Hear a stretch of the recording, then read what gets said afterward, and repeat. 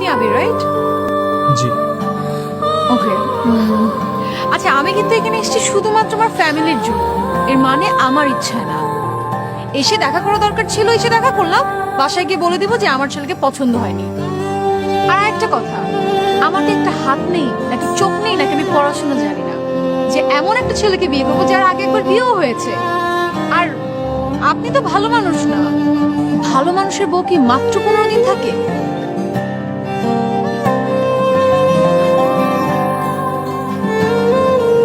আপনি হাসছেন কেন? বসুন।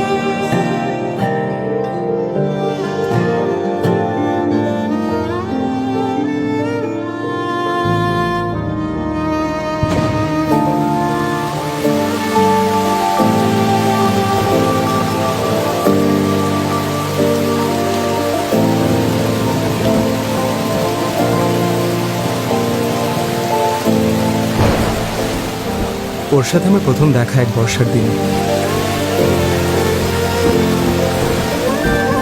আমি তার মাথায় ধরেছিলাম ছাতা, আর সে আমার মন।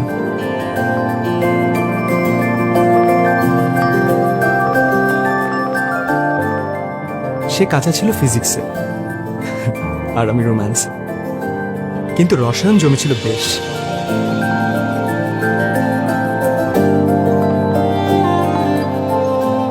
কিন্তু ভালো থাকা, সুখে থাকা হয়তো প্রকৃতি বেশি দিন মানতে পারে না। কোনো উপায় কি নেই? না, থাকলে আমরাই আপনাদেরকে জানাতাম। এই স্টেজে আসলে রোগীকে বাঁচানো সম্ভব হয় না। শিওর ডাক্তার সাহেব? জি।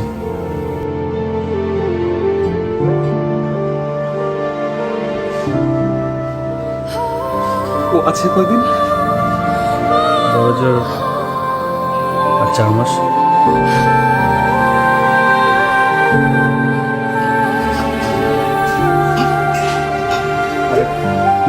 আপনি এইভাবে ভেঙে পড়বেন না, স্টে স্ট্রং।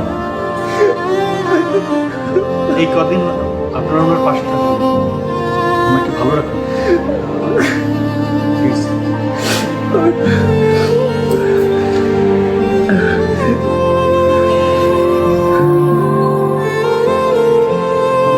হ্যাঁ, এই কটা দিন মৃত্যুর পাশে থাকতে হবে, ওকে ভালো রাখতে হবে।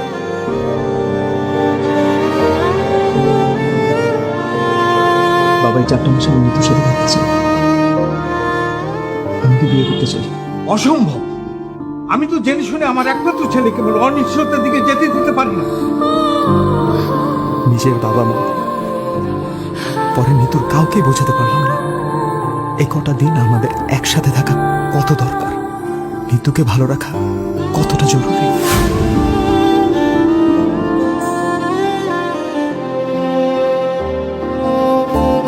তাই ধরলাম ওর হাত,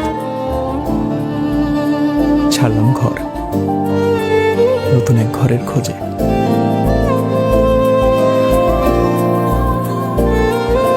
শুরু হয় নতুন এক জীবন, যেটা শুধুই নিতুর জন্য।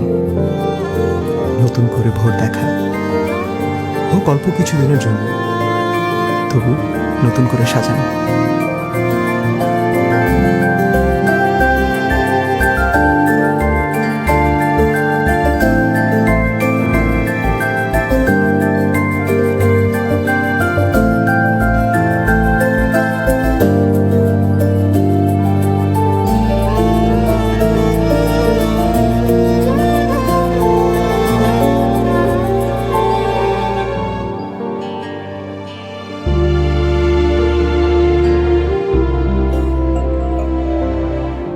ভেবেছিলাম নিতুর পাশে দাঁড়িয়ে আরো অনেকগুলো সূর্যাস্ত দেখব, কিন্তু শেষ সূর্যাস্তটা যে 15 দিনের মাথায় দেখতে হবে সেটা বুঝতে পারিনি।